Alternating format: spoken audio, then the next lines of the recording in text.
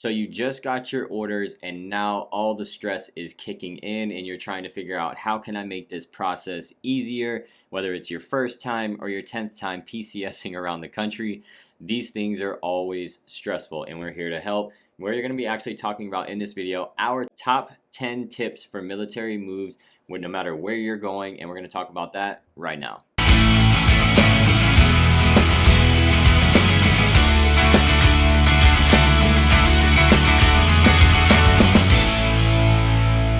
What's going on? Welcome to your military PCS guide channel. On this channel, we're making sure that you know everything about your PCS to your next duty station. We talk about the do's, the don'ts, the local areas, and what to expect, and getting you in contact with our team of trusted local specialists, all military affiliated, who can help ease the transition. We've all been there. We'd appreciate it. Hit the like button. It helps any other military service member PCSing around the country be able to find these helpful videos.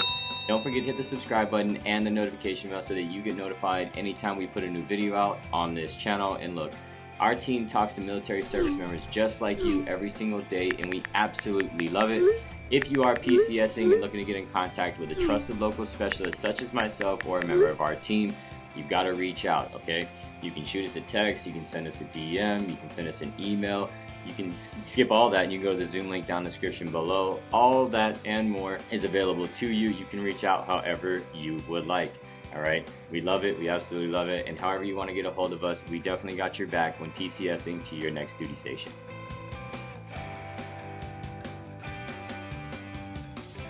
First thing you're going to want to start doing is your preparation and understanding what it is with your criteria and making those big decisions. And what I mean by that is first preparation is key.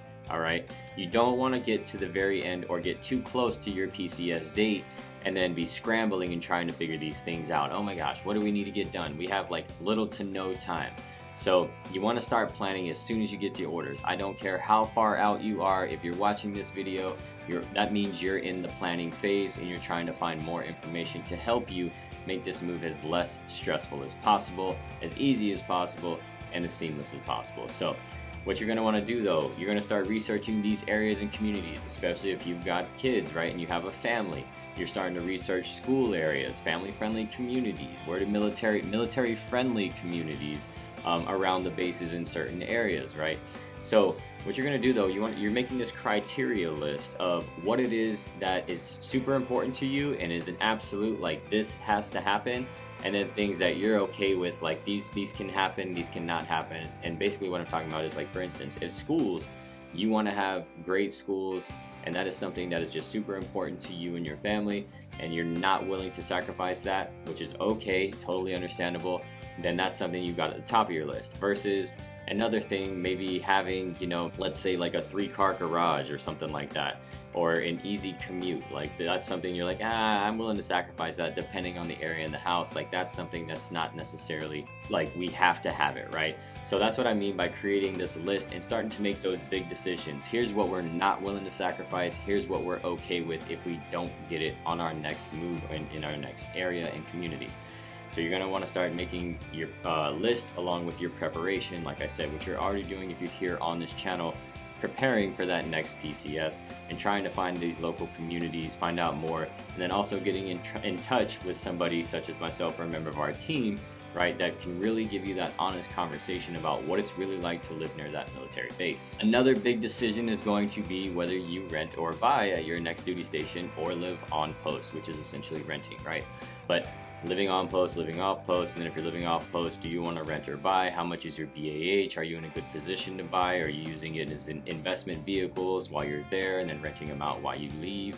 Or, I'm sorry, when you leave and then you're renting them out. Now you have cash flow vehicles, or are you just going to sell it when you leave and take the profits to your next duty station?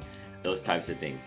These are all some of the big decisions that you don't necessarily have to make at that moment, but things that you want to definitely have at top of mind. So a lot of people will get their orders and they'll reach out to us and they're going, we are definitely buying at our next duty station, which is at such and such base, and we know what our BAH is, and we definitely are in a good position to where we're going to rent out our home that we have now, and then we want to buy again when we get to the next duty station. So having those conversations with your spouse, or just understanding what you have, the opportunity that you have with the VA home loan benefit at your fingertips, right, as long as you qualify, that you have a really great opportunity, but it's definitely a decision that you want to keep top of mind when PCSing to your next duty station. The next big thing you should be doing is getting your important documents organized. This is stuff like social security cards, birth certificates. You're obviously going to have your photo IDs on you, but anything that you would have that's extraordinary like that, that's a sensitive document, you do not want packed away and possibly risk the chance of losing. A couple different reasons you're going to need to do this. Obviously, first and foremost, these are important documents, so you want to keep track of them. The next piece of this is if you're looking to get pre-approved and you need something like a W-2 or a tax return from the last year or two, you're going to need these things to provide to your lender. So get all these documents together in one spot, make a binder, write on it PCS move or something like that. Document something that you know what they are, so whenever you put that in your car or at your new home, you're gonna know exactly what that is and you can go and grab that quickly if you need it. If you're thinking about doing a PPM move or a personally procured move or basically a do-it-yourself move, this is something a lot of military service members do if they know they're just traveling like one state over, right? Or a couple states over and they don't mind the road trips. This is something that happens a lot. And people want to just go ahead and move their stuff themselves and not necessarily have the military come do it. Maybe they've heard some horror stories. We've all heard them, right? Not everything happens according to plan. Some things get damaged and whatnot. So you may be considering doing your own personal move. Okay. Now, one of the debates here is, should I get a container like a pod, right, which is very common, or should we just go rent a big U-Haul and drive that big old thing back across, to wherever it is that we might be going? Now, considerably in 2022 with gas prices, this is also something that's playing a factor in your mind. If you're planning on getting that U-Haul and you're looking at gas around $7.50 a gallon depending on where you're at, and that's just where we're at in 2022 at this moment. This is going to change, it always does, but gas is something you're definitely going to be considering. How big of a U-Haul do you need, the cost of that versus getting a pod. Let's say that you get a pod, and I'm not biased either way, whatever it is that you're more comfortable with doing. But if you get a big pod, remember I said I grew up in Hawaii, and as a military service member spent a lot of time in Hawaii too, so really used to seeing a lot of pods. But people will get a pod container, right, and then you fill up your pod and then the pod gets picked up and dropped off at the next location. It's out of your hands until you see it again, right? And then there you go, easy done, just like that for your own personal move. So different types of ways to do it. You don't necessarily have to go get a truck and hope it all fits kind of thing, or a pod. It's really totally up to you, but just wanted to make sure that you understood you have some options available to you if you're considering doing your own personal move.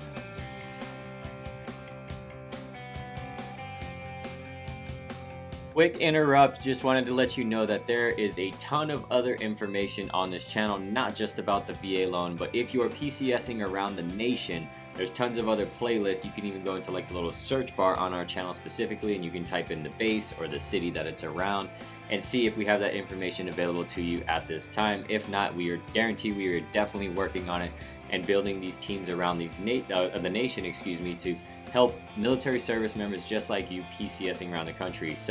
And we want to go ahead and remind you to hit the like button. It helps anybody else be able to find this information. Hit the subscribe button and that notification bell so that you get notified anytime that we upload a new video on this channel. So the next thing you should be doing is being aware of who your service provider is. So this service provider is the shipping company that's contracted through the DoD to move your household goods. You're going to be provided their contact information, so make sure that you reach out to them and verify that the time that you have or that you're aware of that you've received from the transportation office is indeed the time that they are tracking to show up to pick up those goods. You're going to want to create a do not pack area, right? You've got this zone in the house. These are things that you, like your documents, which we talked about, your documents you want to have easily accessible, right, on you at all times type of thing, in a binder, something that you can easily get to. But you also are going to have another area, because we've all seen it happen, heard it happen. We've heard the experiences. Somebody that didn't create a do not pack area and didn't tell the movers when they came to the house, look, this stuff is a do not touch, right? This is the do not touch zone. You should probably like tape it off with caution tape and put signs on it too, like do not touch this stuff. Because if you don't do that, the movers are going to come in and they're just going to, everything is going to get packed up in boxes, and you're not going to see it again until who knows how long later. and you're going, oh crap, I needed that, right? You don't want that to happen. So basically you can find a room, like if you have a room that you can do it in, or if a specific room, like, hey, this room, nothing in this room goes, please don't touch anything in this room, put a sign on the door.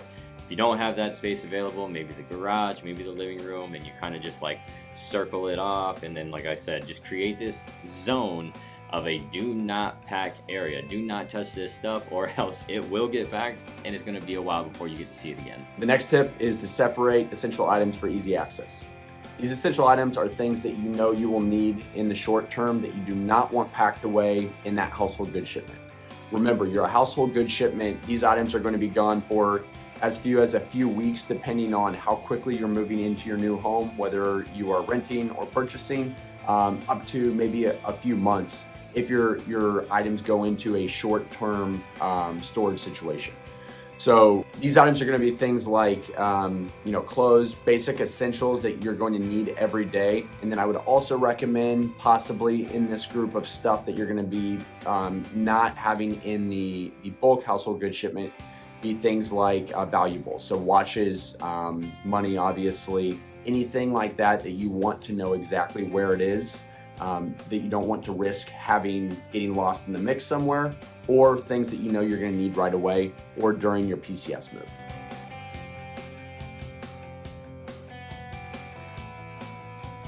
One of the other things you're gonna want to do, so let me tell you something, I do this too, especially for like rental cars and things like that, where they have to either be returned or if something is being moved, you're gonna want to do this. You're gonna want to take pictures and or videos of everything. So what I actually do, for instance, I haven't moved in a while, but when I go get rental cars for when I do go places, and it's the same idea, same concept, I basically take a video, because the new iPhones and everything, right, or any phone really, camera is just amazing.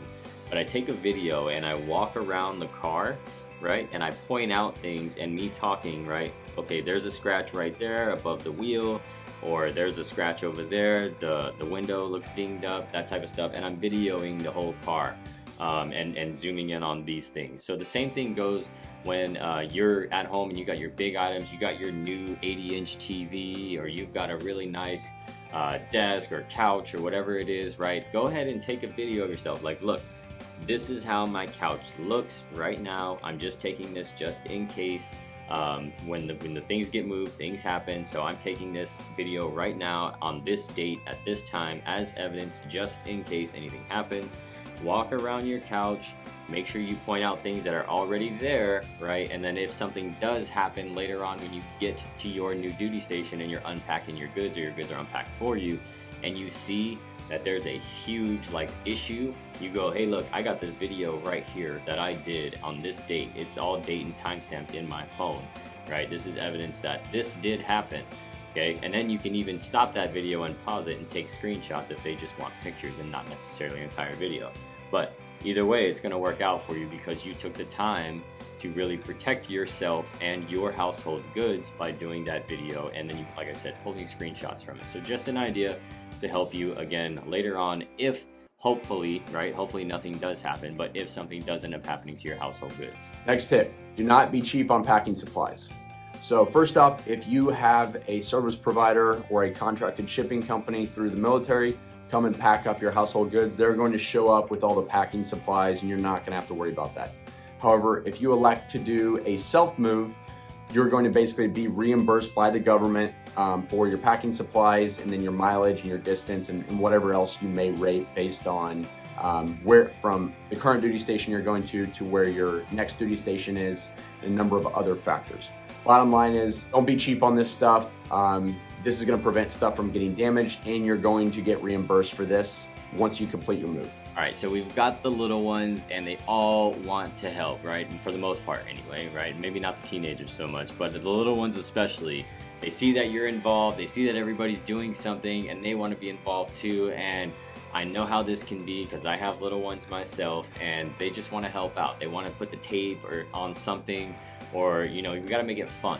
For them, we got to make it fun, but letting them be involved really can help them understand what's happening, but also just be more excited about it, right? When you say, hey, we're gonna be moving to such and such place, and we've got to pack up, you know, Mr. Teddy Bear and all these other things. Like, we're gonna go on a really cool trip and we're gonna go see these new cool things, and I need your help. You want to help me? And most of the time, oh yeah, Dad, yeah, Mom. Like, right? We gotta make these things fun, and we want to involve them in the process. We don't want to just say, go stand in the corner and don't touch anything. Like, because I know sometimes their minds can get a little off track, and then they'll start doing other things, right? Or they may pack something that doesn't need to be packed, but letting them be involved, giving them some guidance, but again, making it a fun experience for the kids can really help ease the transition on them, especially too, right? Because a lot of times we don't really consider, like, okay, yes, we have the orders, we gotta move, and we're obviously bringing the kids with us, but we gotta consider how they feel about it, right? And what's going on with them. Are they okay with it? I mean, they have to go regardless, but talk with them through that, and then letting them be involved can help, again, ease the transition for the kids. So definitely consider giving your kids some tasks, some chores, some things that we can make it fun, right? And be involved in the whole moving process.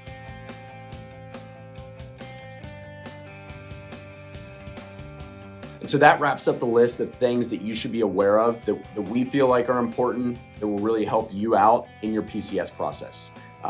There's likely other stuff you're going to encounter, but these are really the big ticket items. If you have any questions about any of the things we've discussed or anything we have not discussed, please reach out to us, text or call us, use the Zoom link, email us, however you need to get a hold of us, let us know. We are here to help. As Ridge was just saying, you can text us, call us, DM us, you can skip all that, and you can schedule your appointment with us using the Zoom link down in the description below. However you want to get a hold of us, we got your back when PCSing to your next duty station. We talk to military service members just like yourself all the time, and we absolutely love it. However you want to get a hold of us, we definitely have your back, right? And we can definitely get you in contact with one of our team members at your next duty station.